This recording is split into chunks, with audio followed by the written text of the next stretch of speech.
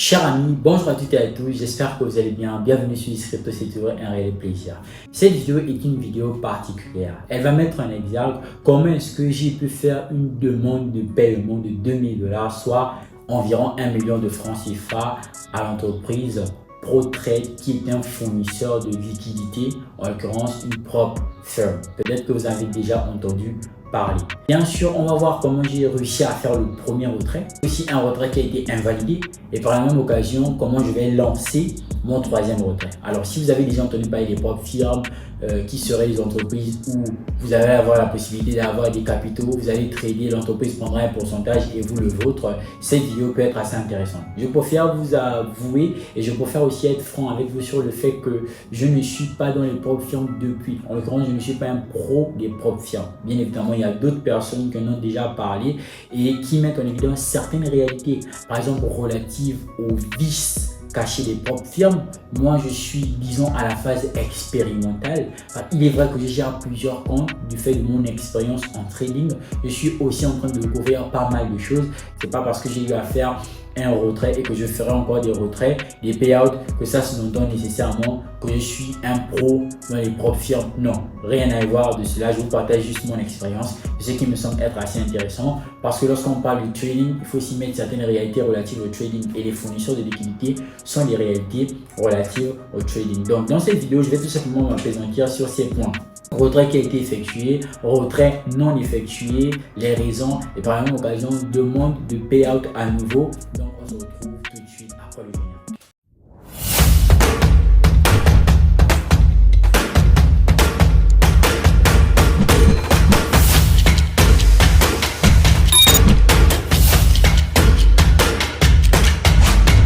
Hello la team, j'espère que vous allez bien. Bienvenue sur Crypto une fois de plus. Alors, lorsque nous sommes traders ou encore apprentis traders, généralement on aura un problème, c'est celui relatif au capital. Il se trouve qu'après formation, on n'est pas nécessairement un capital conséquent pour commencer à trader. Car en réalité, dans le trading, outre le fait d'avoir une vraie stratégie qui marche, l'autre chose, c'est tout simplement le capital. Parce que 1% de 100 000 $, c'est pas la même chose que 1% de 10 $. Donc, on peut avoir une bonne stratégie, on peut être dans un seuil technique assez bon ou encore fondamental assez bon. Mais si on n'a pas le capital nécessaire pour faire des gros résultats ou encore des bons résultats, ça va être comme, disons, entre guillemets, du gâchis. Il se trouve que à la réponse à ce problème, l'on aurait ce que l'on va appeler les fournisseurs de liquidités. Ce sont les propres firmes. Et les propres firmes sont des entreprises qui vont mettre à disposition des traders indépendants certains capitaux avec lesquels ils vont trader et conformément aux clauses ou encore aux règles relatives à la propre firme et aux traders, ils vont trouver un terrain d'entente sur ce qu'on appelle les différents moyens de paiement ou encore sur la répartition des bénéfices. Et chaque propre firme aura très certainement ses règles. Certaines seront plus dures que pour d'autres propres firmes, mais bien évidemment, il faudra, en ce qui concerne l'adaptation du trader, s'y mettre. Il y a plusieurs propres firmes qui sont nées jusqu'ici. L'une des plus grandes, la référence en termes de propres firmes, c'est FTMO. C'est une propre firme qui est là depuis 2015, comme vous pouvez le remarquer ici. Tout comme le Bitcoin est la première crypto-monnaie dans le marché, FTMO, ça va tout simplement être la propre firme de référence en ce qui concerne l'industrie des propres firmes. Ces entreprises-là, avant de vous donner le capital pour commencer à trader avec, elles vont tout simplement vous soumettre à des phases de challenge, à des phases de test. En l'occurrence, ce sont des comptes démo, donc des comptes trial qu'on va vous remettre et on va vous demander par exemple de faire un pourcentage avec ces comptes-là. Et bien, par exemple ici sur Nova Founding, vous avez ce compte-là de 25 000 $, puis ici vous avez des 50 000 $, vous avez ici pour 100 000 $ et 200 000 $. Donc, on voit que le maximum ici, si je ne me trompe, c'est 200 000 $ de compte que vous pourrez cautionner. Bien sûr, chaque compte aura sa taille et en fonction du fait que chaque compte n'est pas la même taille, il va avoir ce que l'on appelle les frais de cautionnement différents pour les comptes. Le plus petit compte ici chez Nova Founding, c'est 25 000 $. Pour le cautionner, nous sommes tout simplement à 339 $. Et celui de 50 000, nous sommes à 439 $. Donc, vous voyez que ce n'est pas le même montant pour cautionner. On va va pas cautionner tous les comptes de façon différente avec un même montant. Ça évolue au fur et à mesure que le capital aussi évolue. Maintenant, il y a ce qu'on appelle les propres firmes HTF et non HTF. HTF, ce sont les propres firmes où la phase de challenge, en l'occurrence la phase où on vous permet de tester vos stratégies en faisant un pourcentage sur le capital que l'on vous donne, pourra être tout simplement passé par ce qu'on va appeler un bot, des robots. Et les propres firmes non HTF, vous l'aurez compris, c'est tout simplement l'inverse. Bien évidemment, on voit naître aujourd'hui plusieurs propres firmes qui sont HTF, en l'occurrence qui valident avec le bot. Mais force est de constater que ce sont aussi des propres firmes qui ont beaucoup plus des règles. On va pas nécessairement faire un cours de façon générale sur les propres firmes, mais ce que vous devez retenir, l'idée générale derrière les propres firmes, c'est que ce sont des entreprises qui mettent à disposition des traders indépendants des capitaux pour qu'ils puissent tout simplement exercer le métier de trading. Bien évidemment, les propres firmes, en fonction du pays ou encore de la situation géographique dans laquelle ils se trouvent, ont l'obligation en tant qu'entreprise d'être régulées conformément aux règles du territoire où celles-ci viennent à se trouver. Et on sait aussi que dans l'industrie des propres firmes, il y a les propres firmes comme dans tout secteur, il y a les propres firmes qui ferment, il y a les propres firmes qui scamment, il y a les propres firmes qui tout simplement meurent du jour au lendemain. Et ça, c'est partout. Bien sûr, ce qu'il faut aussi comprendre, c'est qu'il ne faut pas aborder les propres firmes avec beaucoup de naïveté en mode j'ai ma stratégie, je suis bon en trading, je vais tout simplement venir là, on va me donner un compte et ça va se passer. En fait, ça va bien se passer, je vais jamais le perdre, tout qu'on sort, c'est ça mon nouveau travail, c'est mon salaire chaque fin de mois. Non, il faut pas être naïf parce que les propres firmes ont des règles et quand vous allez avancer, on vous dira qu'il y a des règles qui sont ce que l'on va appeler des règles cachées, des vices cachés des propres firmes parce que tout n'est pas seulement rose. Comment je suis en train de vous le dire actuellement, vous allez avoir l'impression que ok, d'accord, donc ça veut dire que si je suis au Sénégal, je suis au Gabon, je vais avoir un compte, je vais trader, là déjà fort en trading, j'ai fait mes preuves et tout va se passer. Non, je disais tantôt qu'il y a des vices cachés sur les propres firmes. On va pas nécessairement aborder ceci dans cette vidéo parce que c'est tout simplement long. D'ailleurs, il y a des personnes même plus expérimentées que moi qui en ont déjà parlé. Pour les personnes qui seraient intéressées, peut-être que je vous mettrai les liens en barre de commentaires et vous irez par exemple sur leur page YouTube pour pouvoir tout simplement apprendre davantage sur les propres firmes. C'est comme je vous ai dit, moi je suis tout débutant dans les propres firmes. Donc pour moi, encore une fois de plus, cette première vidéo est une vidéo de partage et non une vidéo relative à une position de gourou ou encore d'expert dans les propres firmes. Donc je préfère être franc avec vous parce que jusqu'ici j'ai toujours tradé avec mes propres capitaux. Donc vous avez déjà l'idée générale derrière les propres firmes. Donc il se trouve que en ce qui me concerne, j'ai cautionné des comptes chez ProTrade. Alors c'est une propre firme qui est disons nouvelle. Je tiens aussi quand même à rappeler une fois de plus que je parle de ProTrade, mais ProTrade ne m'a pas payé ou encore quoi que ce soit. Il n'y a pas de sponsoring, bref des trucs comme ça, il n'y a pas ça. Je vous fais juste un partage, un retour en ce qui concerne mon expérience chez ProTrade actuellement et sur les propres firmes de façon générale. Donc j'ai des comptes chez ProTrade comme vous pouvez le remarquer ici. J'ai plusieurs comptes allant de 25 000 à 50 000 à 100 000 à 200 000 dollars. Maintenant après, quand on est tout débutant, c'est pas mauvais de commencer avec un seul compte, un petit compte juste pour tester. C'est vraiment pas mauvais. Mais moi j'ai plutôt ces comptes parce que quelque part, je sais que je suis pas débutant dans le trading. Mais lors de votre premier paiement, ProTrade va prendre 40%, vous allez prendre 60% sur les bénéfices. D'accord? Et il faut aussi savoir que ils ne vont pas vous payer plus de 5% de votre capital. C'est-à-dire que si vous avez 100 000 dollars, vous faites des bénéfices par exemple jusqu'à 10 000 dollars. Eux, ils vont payer qu'à partir de 5%. Donc, ça veut dire qu'ils vont payer qu'à partir de 5 000 dollars. C'est à l'intérieur de ces 5 000 dollars qu'ils vont déduire. Ils vont prendre leurs 40% et vous allez avoir vos 60%. Mais ça va pas toujours rester comme ça. Deuxième retrait, ils vont prendre 30%, vous allez en prendre 70. Au troisième retrait, vous allez prendre 80 et ils vont en prendre 20. Et maintenant, lorsque vous réussissez à faire 4 retraits successifs, là maintenant, vous pouvez retirer la totalité de vos gains. C'est-à-dire que si vous faites les gains, vous avez la possibilité de tout retirer. Alors, il se trouve que moi, sur les comptes que j'ai eu à cautionner, j'ai déjà été heureux d'avoir fait un retrait, tout comme j'ai déjà aussi été malheureux d'avoir eu des retraits non acceptés. Bien évidemment, il faudra que vous sachiez que en fonction des capitaux que les propres firmes mettent à votre disposition, il y aura des règles qu'il faudra respecter. Entre la règle de cohérence de lot par exemple, ça veut dire que vous ne pouvez pas utiliser des lots.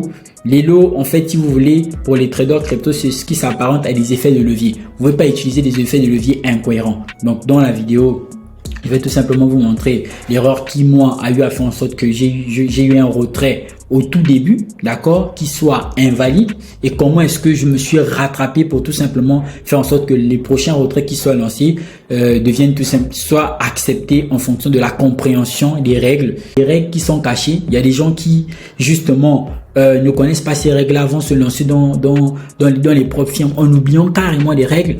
Pourquoi? Parce que se sont dit, une fois de plus, moi j'ai ma stratégie qui est rentable, je vais me lancer dans ma stratégie. Forcément, lorsque je vais commencer à trader, je vais faire des gains. En fait, avec les propres firmes, c'est pas seulement une histoire de faire des gains, c'est aussi une histoire de respect des règles.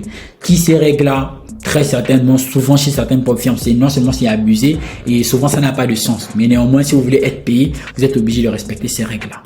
La première chose, c'est le retrait qui avait été refusé.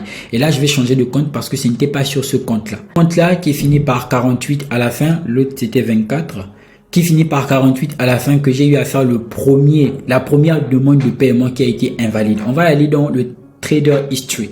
Trader History, ça va être l'historique des trades qui ont été effectués depuis que j'ai eu ce compte-là. Alors, je vais diminuer par contre mon image ici. Bien. Donc, comme vous pouvez le remarquer ici, lorsque j'ai pris le compte, c'était le compte en fait avec lequel j'ai décidé de voir ce que ça va donner, de me lancer. Ok. Et donc, ce qui se passe, c'est que là, la première transaction, vous avez vu, j'ai tradé à la fois les crypto-monnaies et les paires Forex. D'accord? Donc ici, par exemple, j'ai commencé par le Bitcoin Cash. Pour ceux qui me suivent un peu même sur l'espace communautaire, vous savez que j'aime beaucoup le Bitcoin Cash. Donc, en termes de trading, un peu en termes de holding, en termes de trading, parce que j'aime bien ces mouvements avec le Litecoin aussi. Donc, il se trouve que j'avais commencé à utiliser un lot de 0,18. Ok? Après 0,21, c'était les ordres limites. Oui, c'était les ordres limites. Certains ordres limites aussi n'ont même pas été déclenchés, ils ont juste été supprimés. Et vous voyez que, par exemple, ici, j'ai commencé avec un lot de 0,18. Ok? Et là, j'ai commencé avec après, je suis parti sur EuroJPY. J'ai pris un lot de 9. Maintenant, je vais vous expliquer pourquoi il y a une telle différence entre les lots. En fait, il y a la différence entre les lots parce que, en fonction des actifs que vous allez trader, vous n'allez pas avoir les mêmes lots. Vous allez, par exemple, venir sur l'euro USD. D'accord, ok, euro USD. Sur euro USD, la position que vous voulez prendre, elle vous donne par exemple, pour risquer par exemple $250, elle vous donne un lot de 3. Pour risquer ces mêmes $250 par exemple sur une crypto-monnaie, ça va vous donner par exemple un lot de 10. Ouais, ça va vous donner par exemple un lot de 10. Donc ça fait que vous, dans votre fort intérieur, vous misez une chose. Vous misez le même capital, vous prenez le même risque, mais les lots sont différents. Et la propre firme s'en fout de ça. Elle, ce sont des lots qu'elle va vérifier. Donc, ça veut dire que si vous avez commencé à utiliser un lot de 1 et que conformément à la taille conformément au stop loss ou encore conformément au lot que l'on vous donne sur une crypto-monnaie, si le lot, par exemple, il est de 10 et vous avez commencé à utiliser un lot de 1, vous êtes obligé de diviser votre lot de 10 en 10 trades pour que ça fasse lot de 1 jusqu'à ce que ça arrive jusqu'à 10 pour avoir la cohérence des lots. Ça, c'est quelque chose que je savais pas. Et donc, ça peut encore même être plus compliqué que ça. Là, je vais vous faire une explication simple. Donc, c'est quelque chose que je savais pas. Donc, lot de 0,18, lot de 9, lot de 1, lot de 0,1, lot de 5. Donc, ça carrément. Et vous voyez même, je suis même allé jusqu'ici à lot de 0,03. Donc, incohérence de lot total. Et donc, le résultat, la conséquence à toute cette incohérence, c'est quoi? C'est que, déjà, c'est au début, je voulais vraiment m'adapter parce que j'étais concentré sur mon compte personnel. J'avais pas vraiment pris ça au sérieux. Et donc, il se trouve que j'ai fait $1144. Attendez que je retrouve. Ok, c'était là. La totalité de tous ces trades ici faisait $1144.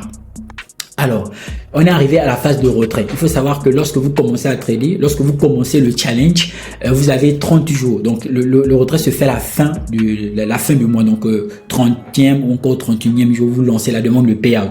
On va voir comment lancer une demande de payout tout à l'heure. Et donc, il se trouve que les jours sont arrivés, j'ai fait ma demande de payout et on a refusé le payout.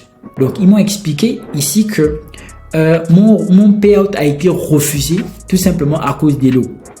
Ok, j'ai pris le temps d'envoyer les messages au support et le support m'a expliqué que c'est à cause des lots, intéressé sur la cohérence des lots, comment est-ce que ça marche, comment est-ce que ça évolue et tout. Et donc à partir de là, je me suis dit ok, le même jour ils ont réinitialisé le compte. En fait, quand ils te refusent le payout, ils ne suppriment pas ton compte, ils réinitialisent ton compte. C'est-à-dire que si le compte était à 100 000, 105 000 $, ce qu'ils vont faire, c'est qu'ils vont réinitialiser le compte, ils vont remettre ça à 100 000 $ et tu vas recommencer le challenge.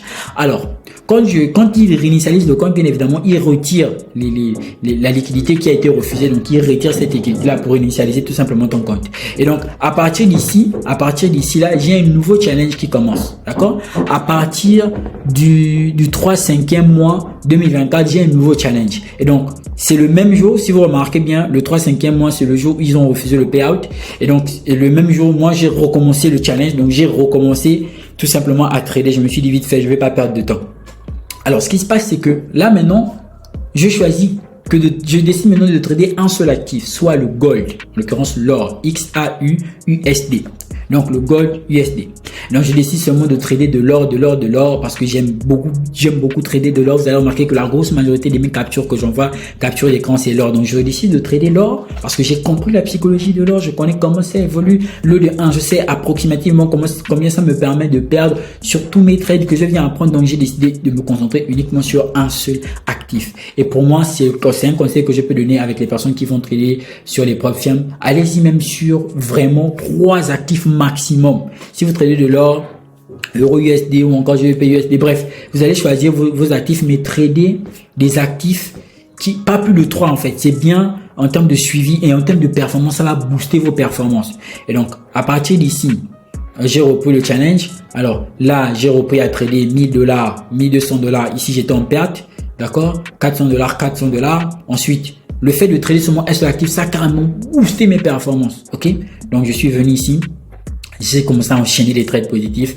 Ici aussi, là, j'ai eu ce trade négatif, positif, positif, négatif. Donc, si on compte du moment où j'ai recommencé le challenge jusqu'à aujourd'hui, ça fait 27 trades qui ont été pris. Et sur ces 27 trades qui ont été pris, d'accord, donc à partir d'ici, sur ces 27 trades qui ont été pris, seulement 4 trades ont été négatifs, soit 1, 2, 3 et 4. D'ailleurs, je n'ai pas hésité à vous le faire savoir sur la partie relative aux commentaires, donc sur la partie relative à la communauté. Donc, je suis venu ici, j'ai expliqué que c'est justement parce que j'ai commencé à me concentrer sur pas beaucoup d'actifs, juste un peu d'actifs. Et de façon générale, ma stratégie, elle est assez puissante. Donc, peu importe ta stratégie, même si c'est une stratégie divine, forcément, tu dois te prendre des stop loss. Et oui, je me prends aussi des stop loss. Même si vous voyez que je suis beaucoup en positif sur mes trades, je me prends aussi des stop loss. Aucun trader ne peut évoluer sans se prendre des stop loss. Alors, il y a lui là qui était venu ici avec son commentaire, Monsieur Bestoy. Il a dit MDR, que je rate que 4 trades perdus sur 27 trades. Bon, il a comme ça raconté sa vie en mode si on te donne un capital de 1000 $, pendant un an, tu transformes ça à 1 million. Après, il y a un truc qui m'a beaucoup intéressé. Il a dit souvent arrêter de prendre les gens pour des cons et montrer la vérité montrer la vérité, la véritable réalité des marchés. Je suis d'accord, il faut montrer aux gens la véritable réalité des marchés. Mais en ce qui me concerne, quand je publie mes statistiques, ça va toujours être à titre didactique. C'est toujours pour éduquer les gens. C'est pas pour faire en mode oui du bling bling. C'est pas pour faire en mode ouais. C'est pour vous blaser, des trucs comme ça. Bref, c'est pas pour vous mentir. Je ne gagne absolument rien à vous mentir. Et donc, comme promis, Monsieur Bestoy, j'ai promis que rien qu'à cause de ton commentaire, demain je ferai une vidéo. Donc, ça quand même, c'est quand même passé. Ça fait déjà 2 jours. Aujourd'hui, j'ai eu le temps de faire cette vidéo, de me libérer de par mon programme, de faire cette vidéo. D'ailleurs, actuellement, je suis dans les locaux de Global Market Investment. Donc, de façon générale, voici, je tenais à montrer cette partie aussi. C'était pour la personne qui avait parlé en commentaire. Moi, je suis transparent. Je mens pas sur mon travail. Je prends vraiment à cœur ce que je fais. Et c'est comme je disais, je suis même pas obligé de venir me justifier devant vous, car le plus important pour moi, ce sont mes statistiques personnelles. Par exemple, ici, c'est un compte où je suis en phase de challenge. C'est le compte Alpha Capital Group. C'est aussi une autre plateforme où je passe le challenge de façon manuelle. 100 000 $. Je dois faire 10 000 $ sur ce compte-là. Et aujourd'hui, j'ai fait 2700 $. Toujours en tradant le gold. Toujours en tradant l'or. Moi, c'est mon actif. Je l'aime beaucoup. Ok. Ceci étant dit, on peut passer à autre chose. Ok, on va revenir sur ProTrade. Alors maintenant, sur ProTrade, actuellement, sur ce compte, comme vous pouvez le remarquer là, j'ai 5130 $ de profit. J'aurais pu faire plus, mais je ne peux pas faire plus parce qu'il ne paye pas au-delà de 5% du capital. Et mon capital ici, c'est 100 000 $ et 5%, on est sur 5 000 $. Donc, à partir de là, lorsque je vais lancer ma demande, vous voyez que ici il y a 43 jours. Ok, 43 jours, c'est parce que Lorsque j'ai fait la première demande, le 30e jour, ils ont refusé. Donc, je suis obligé maintenant d'attendre 30 jours encore pour lancer la demande de payout. Si je reviens par exemple ici sur profit partagé, vous allez voir que, voilà, vous allez voir qu'il me reste 15 jours, donc 2 semaines pour faire la demande de payout sur les performances sur les performances de $5,000 qui sont ici, les $5,130 sur ce compte-là. Par contre, aujourd'hui, je dois lancer un payout, mais ça, c'est la dernière partie de la vidéo. Il se trouve que j'ai aussi des payouts, j'ai aussi un payout qui a été approuvé. Vite fait, je vous le montre. C'est sur le compte de $200,000. Donc, je vais pas ouvrir tous les comptes pour des raisons de confidentialité. Sur le compte de $200,000, j'ai lancé un payout qui a été assez accepté. Vous voyez, par exemple, ici, sur ce compte-là, ils ont mis $10,000. Le retrait de $10,000 parce que j'avais sur les $200,000 et il a fait des performances de $10,000. Donc là, il devait faire des réductions, la déduction. Donc normalement, il devait prendre leurs 40% et me donner mes 60%. Mais même là encore, il y a eu des choses qui se sont passées. Je n'ai pas reçu les $6,000 que j'étais supposé recevoir. J'en ai reçu moins que ça. Vous voyez, j'en ai reçu $2,277. Mais pourquoi j'ai reçu ces $2,000? J'ai reçu ces $2,000 parce que apparemment, une fois de plus, là aussi, sur les trades qui ont été pris, j'ai tout simplement pas respecté certaines règles. Mais je vous avoue quand même que jusque là, je ne comprends toujours pas pourquoi. D'ailleurs, j'avais écrit ici à ProTrade, je leur avais envoyé un message pour dire quoi, oh non, vous êtes trompé, la demande de retrait de $10,000, vous devriez normalement m'envoyer $6,000, mais je ne comprends pas pourquoi j'ai tout simplement reçu moins que ça. Donc après, il m'avait envoyé ce message-là pour me dire que ouais, on constate que certaines transactions sont passives de violation. Et donc en tant que tel, comme ces transactions-là ont eu à faire des violations, on ne peut pas vous payer tout simplement les $6,000. Là encore, on a dû déduire les trades qui ont fait l'objet de violation et on a décidé de vous envoyer sur les $3,000 qui restaient lors de la déduction vos $2,254. Donc, c'est comme ça. Il y a des règles. C'est pas nécessairement facile à respecter. D'ailleurs, voici le message qui est là. Normalement, je m'attendais à $6,241, mais je n'ai reçu que $2,000. D'accord, je n'ai reçu que $2,000 et apparemment toutes ces transactions-là sont des transactions problématiques. Ce sont des transactions qui ont apparemment violé les règles relatives à ProTrade. Bien sûr, les règles, je suis encore moi en train de les étudier sur cette partie-là. Mais bon, je pense que je n'aurai plus ces problèmes-là en fonction du fait que j'utilise des lots réguliers et par la même occasion, je ne suis plus sur beaucoup d'actifs, mais sur un seul actif parce que en fait, il y a des actifs aussi qui ont un spread trop élevé et donc ça peut vous mettre facilement négatif lorsque vous lancez un trade et puis ça peut aussi parfois agir sur votre morale. Alors voici ProTrade, en tout cas leur compte Instagram et donc j'avais pas hésité à partager même sur YouTube, je vais vous montrer tout ça. J'avais pas hésité à partager le payout, d'accord, j'avais pas hésité à partager le payout. Attendez que je retrouve vite fait. Voilà, ici, voilà le payout que j'ai eu à faire. J'ai publié ça aussi sur mon Instagram. Chez ProTrade, le gain est directement venu de mon compte Binance parce que c'est mon adresse Binance que j'avais renseigné. Donc on pouvait le remarquer ici. Ça c'était mon certificat chez ProTrade, certificat de l'un de mes comptes. J'ai aussi un certificat chez Nova. D'ailleurs chez Nova aussi dernièrement j'ai fait ma demande de payout. Je vais peut-être vous montrer le message au besoin, le mail que j'ai envoyé pour faire le payout. Donc on pouvait le remarquer ici. Voilà, ça c'est mon premier retrait chez ProTrade et ProTrade m'a aussi même mis sur leur story. Comme vous pouvez le remarquer là, Kenny Wiss, j'avais été affiché par ProTrade. Vous pourrez venir sur leur page et vérifier ça. Donc ça c'était mon premier payout. Le second payout aussi l'autre payout aussi qui a été invalidé, je vous ai donné les raisons pourquoi est-ce qu'il a été invalidé. Donc je travaille pas mal avec les prop firms actuellement pour les personnes qui voient mes captures d'écran où vous voyez des capitaux en mode $100,000, $200,000. Ce n'est pas de l'argent fictif, ce n'est pas de l'argent en mode l'argent démo, non. C'est du gain en partenariat avec les prop firms, donc les fournisseurs de liquidités. Quand j'ai fait les statistiques, je n'hésite pas à vous montrer tout ceci. Mais ça, c'est juste pour un temps parce que à l'avenir, d'ailleurs, j'y songe, je vais très certainement recommencer à trader avec mon propre capital. Les messages que j'ai envoyés à l'équipe à l'équipe Nova pour tout simplement ma demande de payout car j'ai fait $10,000 aussi là-bas sur Nova. Donc, c'était un peu ça. Actuellement, j'ai une demande de payout que je dois faire sur ce compte-là. D'ailleurs, je pense qu'on est arrivé dans les délais. J'ai ce compte-là où je dois faire une demande de payout. Vous voyez que ici, ça va être la toute première demande sur ce compte-là de 30, ça va être la toute première demande sur ce compte-là. Nous sommes à 30 jours et 17 heures. Il y a déjà la possibilité de faire la demande de payout. Si je viens sur profit partagé ici, ok, à profit partagé, vous allez voir tout simplement que le profit 5283, vous voyez que ici, next withdrawal available.